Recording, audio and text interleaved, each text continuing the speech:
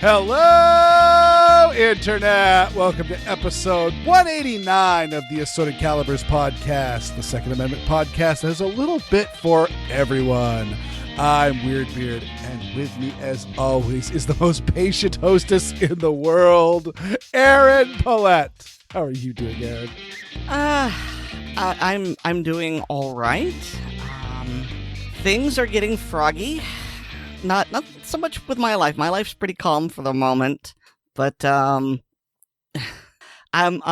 just getting word that the Russians are invading Ukraine, like as we speak. So, Actually, I'm watching. Have they actually rolled armor over? Or? According to a mutual friend, he's gotten solid confirmation that armor is indeed rolling now into Ukraine. Ooh. And of course, by the time people hear this, you'll know far more. So, just because I brought it up, so my thoughts on the Ukraine position, complicated. I really don't see it's much of our business to have Americans die. I really don't want us to get involved in another land war in Asia, especially during the tail end of winter time, fighting Russians. On the other hand, we did make a promise to Ukraine, because Ukraine wanted to join the NATO, and the NATO, whatever. And the NATOs. Russia and Russia threw a fit.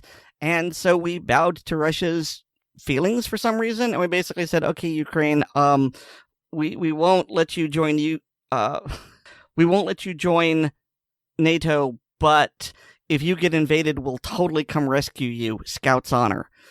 And now they're being invaded, and well, we made a promise, and I feel like we should. My big problem with this is that I think America is going to go and send our people to die, and I think the rest of NATO is just going to sit on their thumbs and let us pay the price, both in time and treasure and lives. And yes, the Ukrainians need help. Yes, they should get some defense. Yes, I don't think it should fall on all of us. I think maybe Europe needs to start pulling its own weight, but that's me, and we're risking getting into the weeds, and I'm just going to shut up and take a drink now. How are you doing, Weer'd? I'm doing all right. I'm on vacation, ? It is school vacation for my daughter this week, and my parents were nice enough to take her up to Maine. They were off on a cruise. That was like the first cruise that they've done since the pandemic. They like cruising, and that sounds like it wasn't too much of a pain in the butt with all the COVID stuff that's going on, and I believe no one got COVID on the boat, which is cool. But it sounds like you needed it because you were referring to your daughter as demon spawn at least once this week. I was saying that she might be demonically possessed. I didn't say she was the demon spawn. I just said the demon spawn might be inside her. Oh, okay. And she's Reagan, not Rosemary's Baby or Damien from The Omen. I understand. Correct. And the feeling was mutual. She was getting sick of our noise too, so she was happy for that. But yeah, so my parents came back from their cruise. They spent a day with us, and then they left with her in tow. And so, but of course, I've been joking with my wife that she has been now taking up the mantle, because she's been decided she took the week off as well, and so she's been looking at furniture options for upgrading some various stuff and things like that. So she keeps showing me furniture pictures, and it's just like, oh, this is taking the place of, look at me, Daddy, look at this, Daddy, look at this. And of course, I was down here working on a podcast, and I heard like something clatter, and I jokingly yelled upstairs, "Everyone okay?" And I heard whimpering, and I went, "Oh God," and ran upstairs. And I don't know exactly how she did it, but she was cooking, and she ended up grabbing, and she said, "I grabbed it with authority, the uninsulated part of a pan that she was cooking with." Ooh. Yeah. And I did the exact same thing. As I was handling a I believe it was a pizza pan, not my pizza stone, which would have been worse. But either way, it was 500 some degrees, and I had just one glove on my hand, and I forgot that I had just one glove on my hand, and I grabbed it with the other hand, and the pain was incredible. And that night, my wife just quickly went off to the local CVS and came back with a burn gel it's an aloe vera based gel, but it also has lidocaine in it. And let me tell you, everybody should have a bottle of this crap in their medicine cabinet. It is awesome. I don't know how many different brands or groups they have it, but it is great. The aloe vera does a good job at keeping the area moist and minimizing the effects of the burn after the effect. Of course, the first thing you need to do is, run cold water over it so that you can cool the surface temperature down, because as we say in the cooking industry, there's carryover heat. You cook a steak until it's almost to your doneness level, then you take it off and you just set it down, and the heat will migrate inward. You don't want that happening with your hand when it's burned. But yeah, this stuff, it aids the healing factor, and it also has a painkiller in it that works astoundingly well. And so I busted out that stuff from my wife, and she went, "Oh man, this is actually working really well." Yeah, good stuff. So yeah, burn gel with lidocaine. Get it. It's awesome. All right. Well, we'll just consider that our plug of the week. How about we get on to our main topic, Weer'd? Now, there's one thing that a lot of people have been talking about in the gunosphere, and I know that it's really been making the rounds, and that's, oh my God, Weer'd, Remington paid $73 million to the Sandy Hook families. Mm-hmm. And that is true mostly? Mostly. Mostly. So the quick recap, of course, in Sandy Hook, there was there was a Sandy Hook Elementary School, and that was in Newtown, Connecticut. And over the course of this, the families, or a small number of families from the school, essentially did a class action lawsuit against Remington. The firearm in question was a Bushmaster AR-15 of some sort. And they attempted to sue, and the overall statement was, no, you can't, because of the Protection of Lawful Commerce in Arms Act, except for they realized that Connecticut had a law that stated that you could sue a company not on the firearm being used, but on the advertisement that the firearm used, or the company used to advertise the firearm. And so they were claiming that Bushmaster was advertised in a menacing fashion, and that essentially Remington was inspiring spree killers with their advertisement. And the judge agreed that could go forward. Of course, Remington asked for it to be dismissed as frivolous, and the judge agreed for it to go forward. This was not an admission of guilt, but years and years went by of litigation and all of that, and Remington, I believe, went through 2 different bankruptcies over the course of this. They, of course, had been horribly mismanaged by the Cerberus Group, and anybody that's been following Remington and Remington products, of course, Oddballs talked a lot about his R51, which was a very, very famous Remington flop. And there's any number of guns that were coming under huge amounts of problems as they were being consolidated under Remington's branding. And so finally, the group of lawyers representing Remington, or representing part of Remington, settled for $73 million to the families. But again, that's these were the insurance companies that were insuring the entity of Remington. Yeah. Thanks for burying the lead here. So as Weer'd sort of danced around, Remington is out of business, and it was sold and the various constituents chopped up. And I believe it was the Remington Outdoor Group, the one that actually manufactured the Bushmaster rifle, which was used in Sandy Hook, was acquired in 2020. and it was gobbled up by someone else. And so Remington, the company, no longer exists. And so the lawsuit is then essentially suing the insurance companies. And so the insurance companies decided, using whatever arcane rights they have to determine cost benefit, because I personally think they should have had the lawyers give it a run to try and prove that, what was it? Remington's, buy this Bushmaster, you'll get your man card, somehow induced the mass murdering asshole's mother to buy a gun, because why should a mother care about a man card? I would really like to have seen them try and make that point, and how there was misleading advertising to get her to buy it, and then of course he killed her, etc., etc. But they just decided that it was cheaper to settle out of court than it was to risk a lawsuit that would go the wrong way and force them to pay punitive damages as well as losses. And so it was the insurance companies, because Remington doesn't exist anymore, that decided to settle for $73 million. But that's not what's being reported. Everyone's going, oh my God, Remington settled. No, Remington didn't settle. Their insurance companies did. Yeah. And again, these are the insurance companies. These are the bean counters. I mean, first up, there are plenty of conspiracy theories that I am not ready to completely disavow, that the Cerberus group was in fact like an anti-gun false flag, because it seemed like the only thing they did was drive one of the largest gun companies into the ground. I mean, if you were going to be an anti-gun group and you were going to be torpedoing a gun company, how would you do it differently?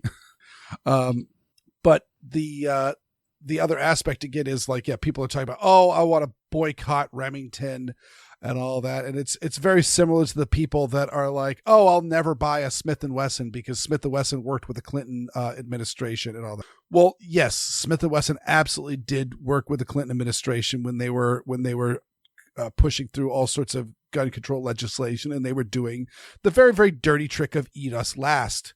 And that was crappy, and I do not blame anyone for not wanting to give that company any of their money. Well, except for the boycott worked, and that company lost so much money that they sold it off to the current holders of Smith & Wesson, and those current holders are like, wow, those people were really stupid and will never do that ever again. So the current Smith & Wesson is not the old Smith & Wesson, and the people that settled with this isn't even remotely Remington. So if you would like to go forward and buy a new Remington, or Marlin or Bushmaster or all that, owned by various other companies now, by all means, go right ahead, because you will not be supporting the people who ended up settling for this, who probably don't care about our Second Amendment rights. They just cared about what's going to make us the most money or lose us the least amount of money. Now, the worst part of this is, okay, I don't really want to say the word precedent, because I don't mean it in the legal sense, because it was settled out of court. Therefore, there is no legal judgment, so there is no legal precedent in that regard. But it sets the lowercase p precedent of, this worked once, so that means we can do it again. And I think that the next time there is such a tragedy, and unfortunately there will be because people are jerks, that there will be unscrupulous agencies trying to take advantage of people's grief and seeing an opportunity to punish a company. And they're going to sue. And who knows what's going to happen. Maybe the various insurance agencies will just say, look, it's cheaper to settle. And then, of course, that'll raise their rates. Maybe it'll go to actual trial, and this can be used to sway a jury. I don't know. Well, it stinks no matter what.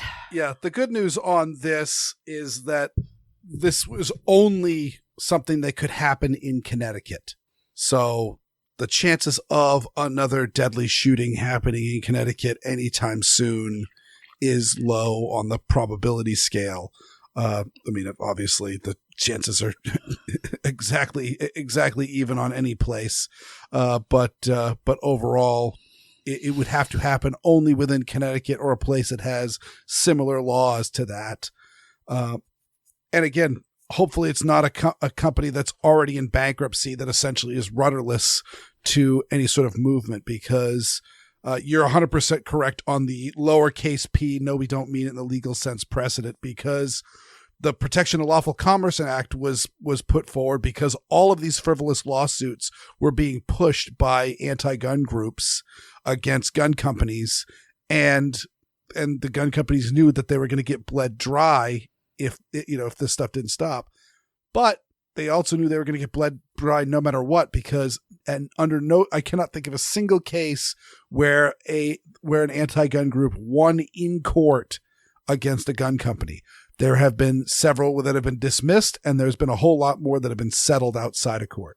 So just because it didn't go to trial and the judge didn't rule that, yes, Remington Arms was guilty of misleading information or harmful message. I can't remember what the law specifically calls it, but just because that didn't happen doesn't mean that this won't keep going. Because again, the families that were waging this lawsuit, it cost them nothing. It cost them zero. The lawyer who was running it knew that if he could win, he was going to get a huge paycheck, and he's going to get a massive chunk of this $73 million. And even if he didn't win, he still gets the publicity of being the guy who is helping the poor family members of dead children against the evil gun company. And he could do all sorts of press releases and press conferences and things like that. So he was not charging them until they won. And now that they've won, he gets his payday, and he was doing it for ulterior motives. Meanwhile, the lawyers representing Remington were billing by the hour, and the lucky gunner paid over $250,000 for, I want to say, a couple of months worth of litigation leading up to their case being dismissed. And it wasn't even, it didn't even go to discovery. It was just, Judge, this is a frivolous lawsuit. Judge looks at it. I agree. Throw it out. And even by that time, they'd accrued $250,000 in legal fees. And so, yeah, this can absolutely be a devastating tactic for the anti-gunners.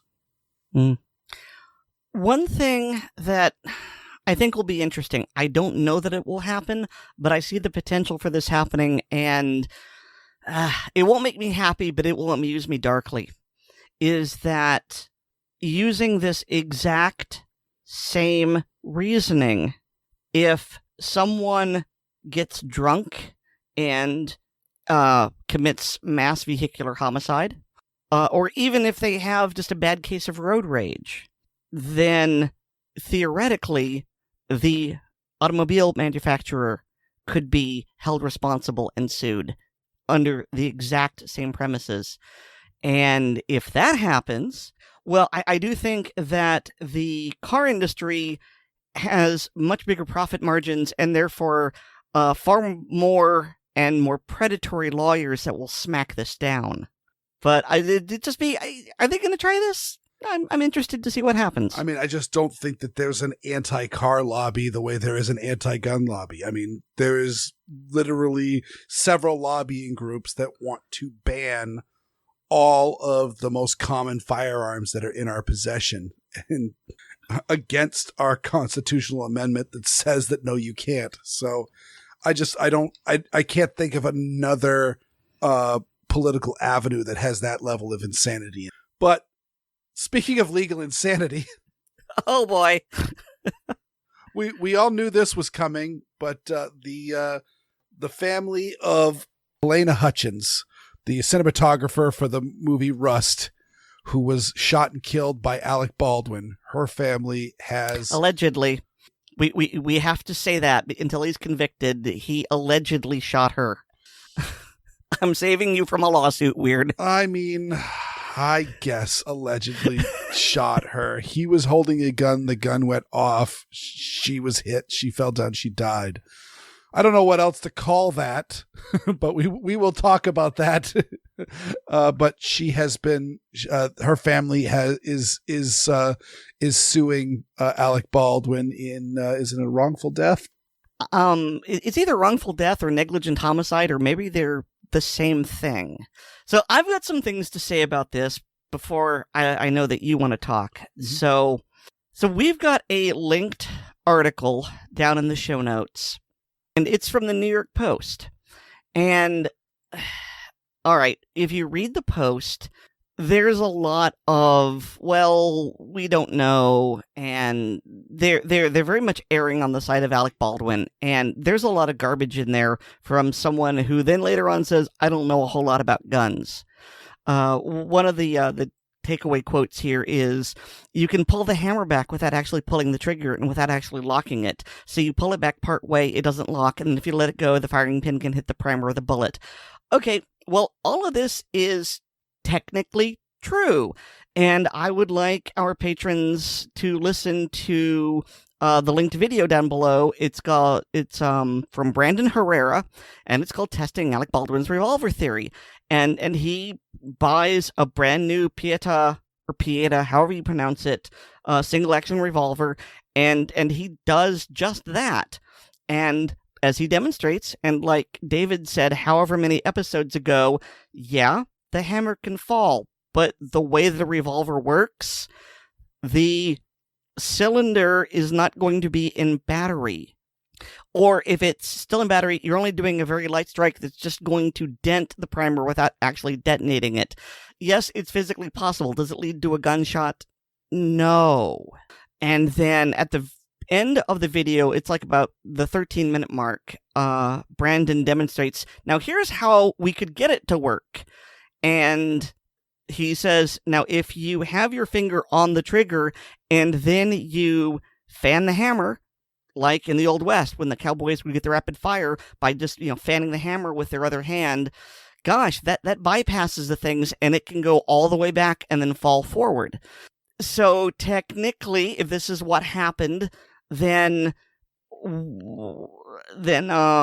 Baldwin, okay, he didn't specifically pull the trigger as in I pulled it and it went bang, but he definitely had his finger on the trigger and then fanned the hammer.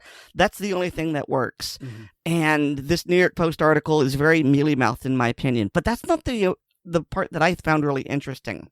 There is an embedded video up top, and what the video says and what the article says are two different things. Now, they don't directly contradict each other, but the embedded video has a spokesman from the police who says a few things that are important, one of which is that they have run tests on the revolver and determined that it is not broken. It is working perfectly fine. So it wasn't a mechanical issue. It wasn't that the gun was broken in some way. All right, that's interesting.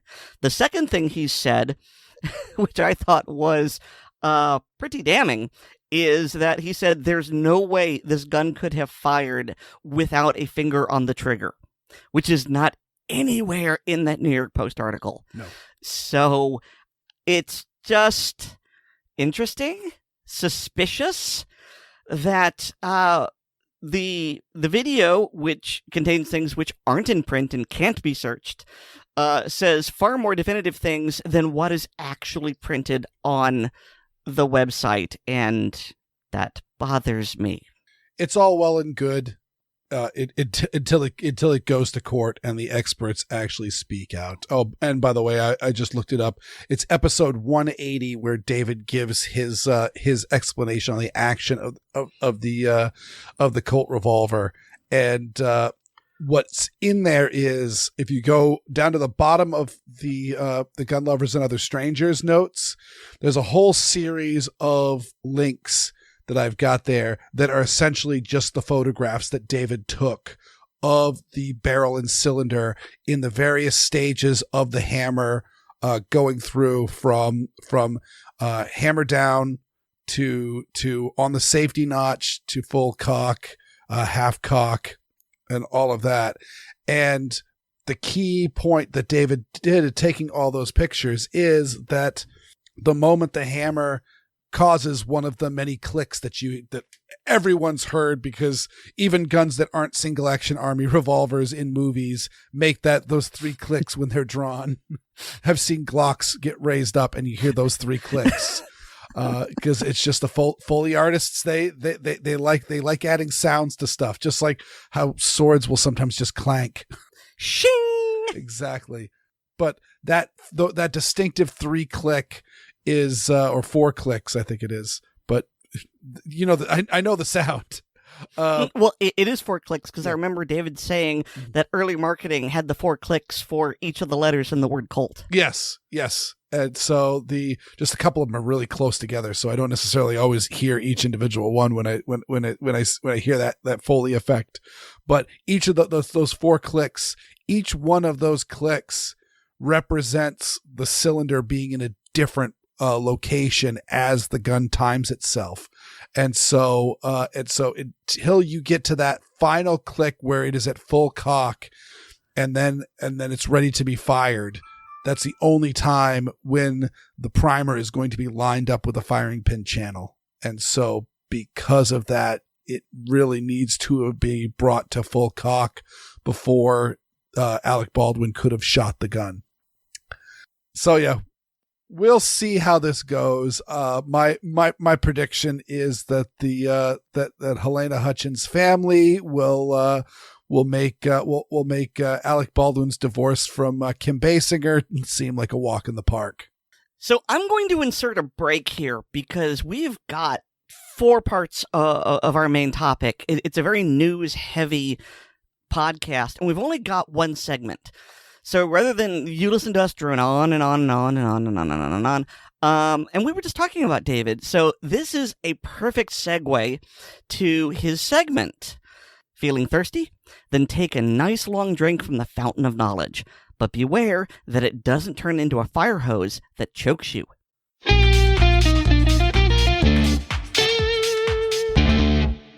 Hi, and welcome to Gun Lovers and Other Strangers. Life's been pretty busy lately, but I'm finally getting caught up with past episodes. In my recent Tales from the Armorer's Bench, some questions came up from Aaron and Weer'd. First, yes, Aaron, the pawl that rotates the cylinder in a revolver is called the hand, not the ham. Yum. I guess I should do a segment on revolver part nomenclature and also work on my enunciation. Sorry for the confusion. Second, the Ruger precision rifle with the 7.62x54R round jammed in the chamber had not been fired. It was a loaded round. This added an extra level of challenge to clearing the rifle. In talking to the owner, he was new to firearms and had gotten the rifle for a good price, due in part, no doubt, to the horrible Cerakote job. As such, he was unfamiliar with caliber designations and, as Weer'd surmised, he bought the first box of 7.62 whatever he saw on the shelf.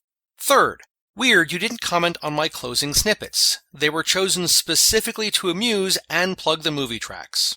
I'm not mad, I'm just disappointed. Now back to our regularly scheduled show. In this segment, I'd like to start by talking to our listeners who may wind up coaching someone who's new to shooting. Everything seems to be going fine when suddenly they become overwhelmed. We've all been there. At one time or another, the font of information is flowing, and suddenly it turns from a refreshing fountain into the fire hose of knowledge. Every student will eventually reach their saturation point and stop absorbing new information. Each one of them will arrive at that point at a different time and in a different way. As an instructor, a coach, or simply a knowledgeable friend, we need to make sure we recognize this and try not to overwhelm the recipient of our instruction. I've been teaching professionally for over 20 years and have seen this happen. More so in my earlier days, but every now and then I'll still see a student shut down from data overload. So what can we do to avoid this issue? Several things. The first and potentially most challenging is figuring out the student's learning style and tailoring our instructions to their method.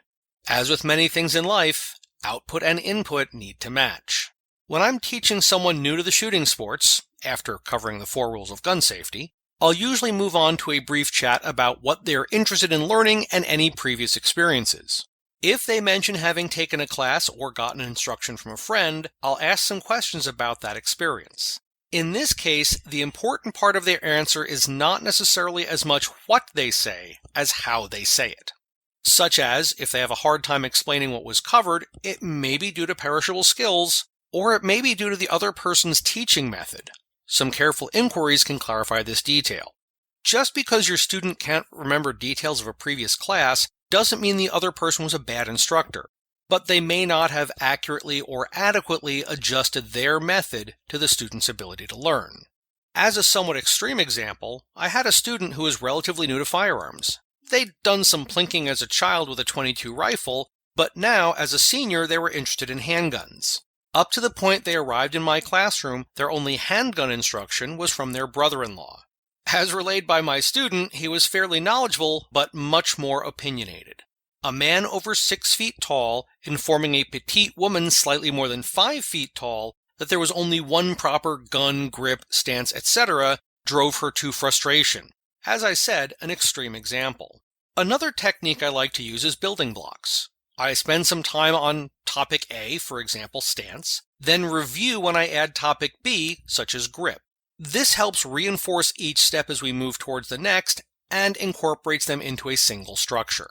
One of the biggest things to learn as an instructor is when is enough. The desire to add just one more thing to a topic or lesson is very tempting but should be restrained. I'm clearly still working on this one. If the student's shots start drifting lower on the target, they may be jerking the trigger, of course, but it may also be their arms are getting tired. Range time isn't like weightlifting. Pushing a student beyond their limit is generally a bad idea, especially with someone new to the environment. Try to make them comfortable asking questions, and at the end of the day, encourage them to return. The next part of this segment is for our listeners who are new to the shooting sports or on the student side of things. As I'm sure you already know, safe firearm handling is serious business. Just choosing to put yourself in a learning environment puts you head and shoulders above a great many other people. Communicating with your instructor is key. If a particular firearm isn't comfortable, tell them. If a certain stance feels awkward or off balance, say something. If an instruction or other detail doesn't make sense, ask for clarification. In fact, ask lots of questions. We instructors love that. Just make sure they're pertinent to the current topic or lesson, of course. Be aware of your limitations and try to communicate them to your instructor. A few last things to keep in mind for the student. Don't worry about the last shot, focus on the next shot. If you're paying too much attention to the shot you just made, you're probably not paying enough attention to the fundamentals to get good hits with your following shot. For a beginner, consistency is more important than accuracy. When getting started, don't be concerned if your shots aren't hitting on or near the bullseye. As long as you can get decent groups, the bullseye will be there later. Finally, for any of our listeners who are interested in learning more about firearms in a safe and welcoming environment, consider reaching out to one of the volunteer instructors with Operation Blazing Sword. Till next time, have fun and shoot straight. Just hold it. I didn't get that message. Everything looks too slippery. Come out to the coast. We'll get together, have a few laughs. He stuck his finger in the end of your what? Welcome to the party, pal! That about wraps up this segment.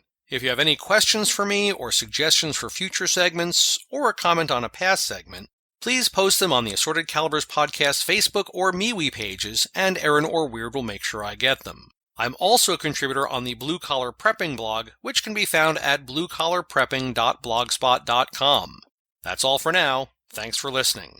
I'm David, and this is Gun Lovers and Other Strangers.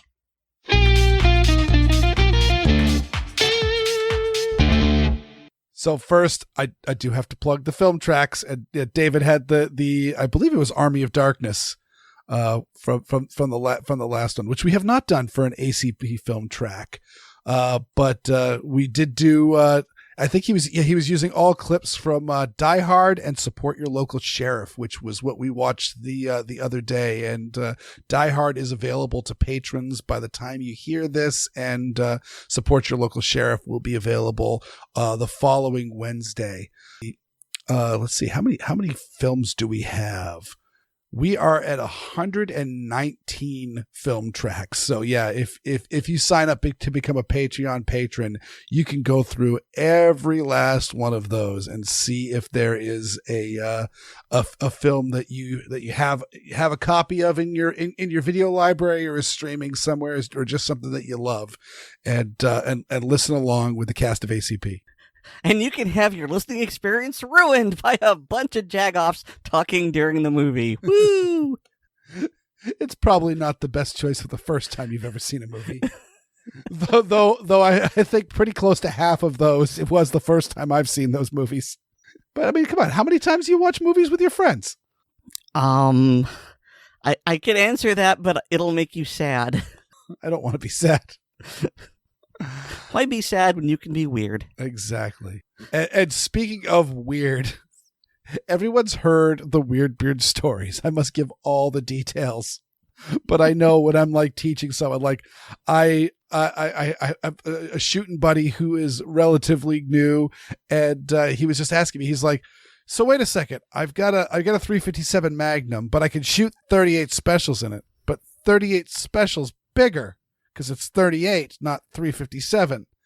And I said, "Okay, so there's a reason for that, but how geeky do we want to get?"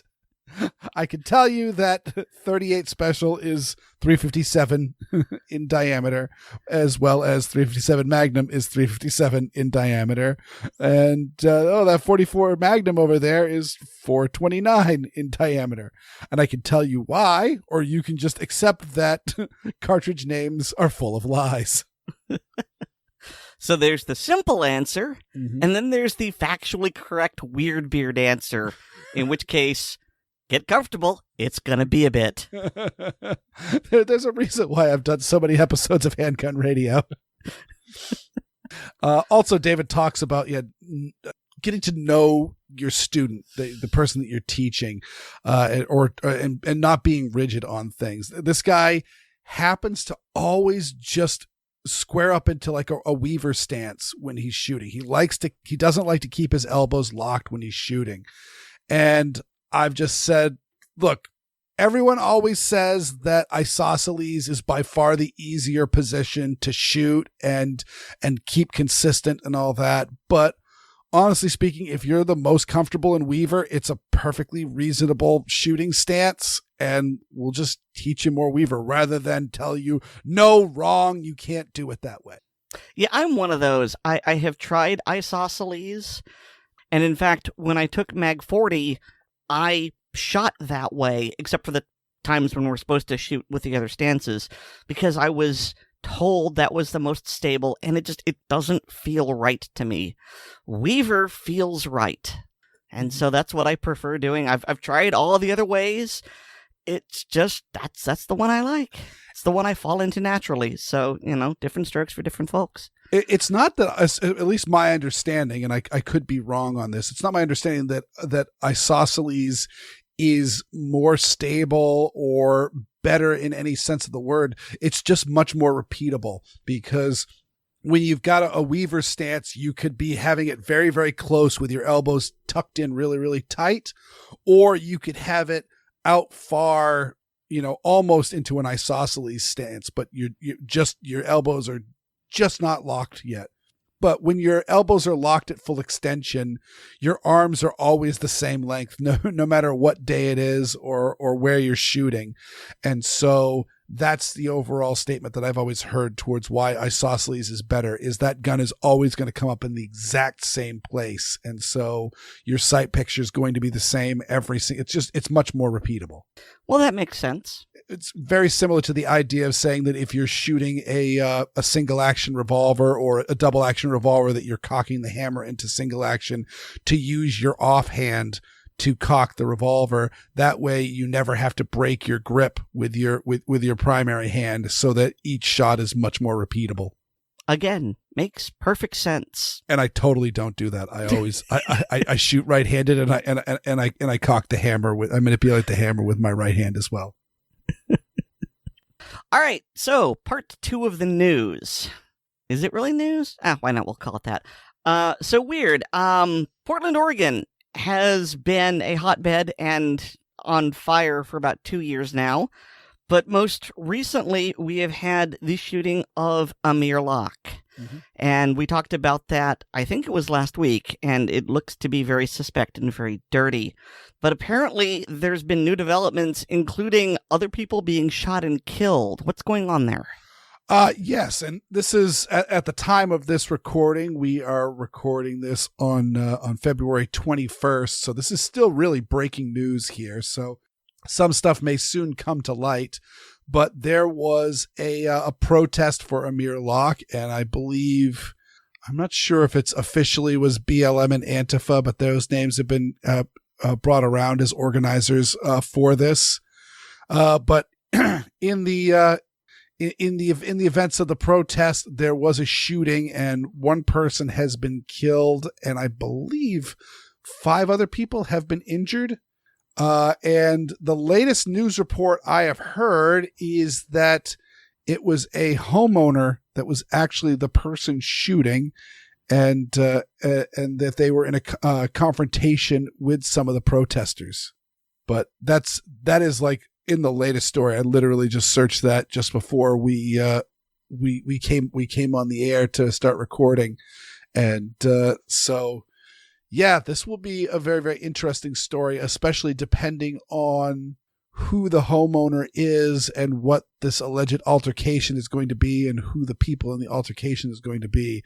One thing I will note is that for years, I believe Mother Jones was the first group to start this, but every town picked it up and ran with it, which was adjusting the name of mass killings and changing it from the FBI's definition is 4 or more people killed by a single individual in one continuous event.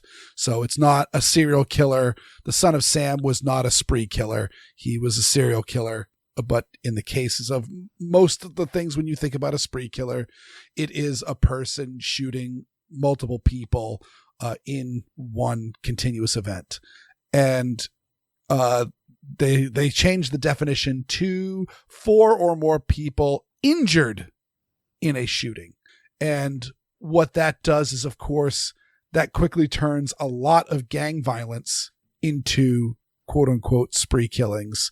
And that's caused all sorts of dirty pool to be played where I've talked about it a million times in my Weer'd audio fisks about they will say that like there's been more shootings, mass shootings, in the United States since there has been like days. They'll say there's, 40 a month. And it's one of those, do you think so? Because when there is a spree killing, it's news for weeks. And you're saying that meanwhile, there's lots of other ones that they're not covering? I don't think so. And so, but the interesting thing is that they are very silent on this quote unquote mass killing. Because of course, 6 people were injured by gunfire and 1 killed. And so again, it's developing news story. We'll probably talk about it a little bit more next week with any more information as it comes up. The part that mystifies me, and I'm not saying you have any other knowledge, but the police say that it began as a confrontation between an armed homeowner and protesters, some of whom were armed, who had gathered at a park demanding justice for Amir Locke and others. And I don't understand. If they were at a park, why would they mention a homeowner? Mm-hmm. And if there's a homeowner defending his home, why were they at a park? I feel like there is a critical component that is being left out. And of course, by the time this goes to air, we will know a whole lot more. It's just, does this seem fishy? I mean, I'm not casting blame one way or another, but it's just, there's a very critical component of information missing. It's just, how? Yeah, I think it just goes from being an early story of there's a whole bunch of information floating around. Some of it's related, some of it's unrelated, some of it's true, some of it's not. And so we shall see. I mean, frequently we've heard stories of, back when I was in LiveJournal, I was friends with one of the guys who was blamed for the Virginia Tech shooting. He was an Asian student who was an avid shooter. But yeah, so they pulled up his LiveJournal page, and there was pictures of him shooting guns, and he was Asian, and said, "Oh, this is the guy." And they told the news, and the news published all of his information. He actually had his home raided by the FBI. It was an interesting event. And so all sorts of stuff gets published incorrectly in the early hours of when a story breaks. So again, we will know more later. I could speculate like, oh, could it be? I used to live in an apartment that was across the street from a park. could be like that, or it could be something more sinister, like what was happening with the McCloskeys in St. Louis, where no, there was a whole bunch of people piling up onto their lawn. I don't know, but we'll talk about it again on the next show when we have more information. And finally, our last topic, and this is something that I foisted upon Weer'd, saying we need to cover this. And you may have heard about this, you may not have. So in Louisville, Kentucky, there was an assassination attempt made against the mayoral candidate. And what's interesting about this is that the person who was arrested for this, okay, when I laugh, I'm laughing at the irony. The person arrested and their person of interest is a gentleman known as Quintez Brown, who was employed by the Louisville paper, the Courier-Journal, as an opinion columnist, among other things. And in 2019, he wrote an article titled, "Kentucky's Concealed Carry Law Shows Your Life Doesn't Matter to Gun-Loving Republicans." And he goes into a screed, basically stating that people who voted for this bill are racists, and they want to have guns in order to shoot black people. And he is very much in the guns are bad, gun control is good camp. And okay, that's his right. But then here we are in 2022, and he has been charged because after the shooting, they caught him with a gun and several loaded magazines of ammunition. And the anti-gun guy got a gun and tried to shoot someone. And interestingly enough, tried to shoot someone whose platform is, I don't know if he's specifically anti-gun, but he does talk about firearm violence. Yeah, the man who he attempted to shoot, and it got really close. According to that, he was not actually hit by gunfire, but his clothing was perforated by gunfire. So, I mean, this is as close as you can get and not get shot. And his name is Craig Greenberg, and he is a Democrat and he is Jewish, and so it's just a very, very interesting angle. And I believe he is. I can't actually speak towards his political platform. I think you've read more about that than I have. Well, yes. In the article, it specifically states that in his press conference, Greenberg returned multiple times to gun violence that has plagued Louisville, leading to record numbers of homicides in the last 2 years. Quote, "It's been the number one issue I've been talking about since I launched my campaign. The incident has just given me even more resolve to work together with the community to end this senseless gun violence." End quote.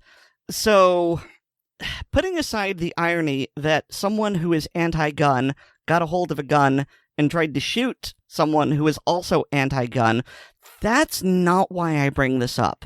Why I bring this up is that, well, when you read the article about Quintez Brown, they are very, very careful not to bring out the usual talking points involving, well, we should make it harder for people to get guns, or this just proves that all gun owners are murderers, or anything like that. No, this is not a gun violence problem, according to this article. And this article is in the Courier-Journal, Mr. Brown's former employer. And they spin it as a mental health problem. Now, I'm not going to say that mental health wasn't a cause of this. I just find it suspect and infuriating that they choose to go this route rather than the usual route. And let me get some pull quotes here. Brown disappeared for about 2 weeks last year. He was found on a park bench in New York, said his attorney. Quote, "This is not a hate crime, it is a mental health case," end quote. And then towards the bottom of the article, they're lauding Quintez Brown, calling him a brilliant student, and all of the things he has done, how he founded a group committed to providing political education and violence prevention, and how he was thinking about running for the city council. And then they get back to the mental illness. I think Quintez needs a lot of help. Mental health can be a talking point, etc., etc., etc. And people who know me know that I have a huge problem with double standards. I hate hypocrisy. And to me, this is very hypocritical, because if this had been, how do I put it, a more traditional shooter, I think that we would have been hearing a lot of the same old talking points. But because, for whatever reason, Quintez Brown is viewed as one of theirs, they are handling him with such kid gloves. And that frustrates the hell out of me. Yeah, I agree with that. And I just threw this story up because it popped into my head because I'd heard about this as well. And so I've got the link in the show notes.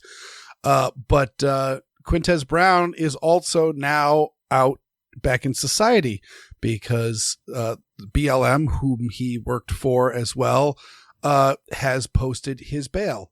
And I have mixed feelings on this because on one hand, I see, I see that everyone should have a right to post bail and be able to be meeting with their lawyer at their lawyer's office or at their home rather than in a police interrogation room, as is often done. It makes it so much easier for someone to defend themselves from a charge that they've been done when they are out free.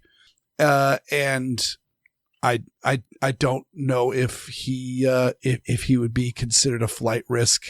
It sounds like certainly more of a flight risk than many others. It seems to me that if everyone's talking about mental health and they're laying the groundwork for an insanity defense, maybe he shouldn't be out in public. Maybe he should be in a psychiatric hospital for monitoring. Maybe, you think? Yep. And also, again, BLM is just a large group that is very much a top-down run group. And the whole purpose of posting bond is you put up a large amount of money, and that large amount of money is essentially collateral that says you will show up for your day in court. And so you can go out and go free, but you won't get your money back until you show up for your day in court. And it's not his money. And while it is his organization that he has worked for, what's to say that he's not going to just take off? And because it's just I see some problems with this. But that also being said, somebody like Kyle Rittenhouse, who shot some people who were attacking him at the time, and there's very little, I don't think it was even really pushed by the prosecution that there wasn't altercation going both ways, mutual combat, if you will. In the Kyle Rittenhouse case, it was just a question of, was it justified killing or not justified killing? And he turned himself in. And even then he went for several days in jail without being able to post bond, just because they weren't giving it to him. And it wasn't until he essentially, I believe it was after he fired his legal team and got a new legal team, that they went before the judge and essentially told the judge that it was ridiculous that he wasn't offering him bond. And of course, also we've got several people who were arrested after the January 6th case who are still in jail right now. Unindicted, mind you. Mm-hmm. In many cases, unindicted. And and are still in jail over a year for considerably less. I mean, this guy literally put a 9mm bullet through another man's coat. So yeah, this is, it's very, very hard for me not to see a double standard with this. and that upsets me. Me too, boss. But, well, I actually meant this as a rhetorical question, but what can we do about it? Anything? I mean, besides just speaking out about it, I don't really know at this point, because especially most judges depending on the area, certain judges are elected while others are appointed. The elected ones, certainly you can make it known that you don't appreciate them viewing XYZ case. I mean, not necessarily this case for all of us, though, of course, if you're in the Portland area, that certainly is an option. And just, speak out against it. And, hopefully some good will come of this. You mean Louisville, not Portland. That was yes. Last topic. Yes. I'm sorry. Yeah, it was Louisville. I did get my shootings confused. So yeah, if you were in the Louisville area, you could if that judge is elected, I don't know how the judges are in that part of the country. If that judge is elected, then absolutely you could make it a point to vote for another judge. And otherwise just speak out against what might be considered hypocritical stuff. We could certainly talk about the January 6th people who certainly seem to have at least as much of a right to be free, especially since several of them turned themselves in when they realized that they were wanted. And what less of a flight risk can you have than someone that turned themselves in? All right. So Kentucky residents, if this is something you can affect, please do so. Otherwise, well, all we can do is talk about it. And that's pretty much why we do what we do here on this podcast. Yes, it is. And we talk because we can't do anything else, which is sometimes frustrating for me. But we're not just talking. We're talking to a lot of people. We've got a whole pile of listeners out there. Thank you so much for listening. We really do appreciate you, because you make this more than just talk. And I also must thank the lovely supporters on Patreon. Thank you so much for supporting the show. You help keep the lights on, and you can enjoy stuff like early release of the podcast. We talked about the ACP film tracks. We've also got the blooper reels, which is all the stuff that gets clipped out of the show. We talk for about twice the length of time that we record every show, and a whole bunch of that stuff gets saved up for blooper reels that get released almost every week. And and there's also a bonus show for contributors that happens once a month. Also, please remember to rate us on Apple Podcasts, subscribe to us on the platform of your choice, and share the show with your friends, both online and off. You can get more from me at my blog, which is weerdworlds.com. That's WEERDworld.com. And you can also hear me on Handgun Radio, which is on the Firearms Radio Network. And you can find me at all the usual places, blah, blah, blah, blah, blah. Aaron's a big deal. Nate Spencer is also a big deal, and he is the guy that does our music. So Weerd's a Revolver guy. You know that he's definitely at full cock.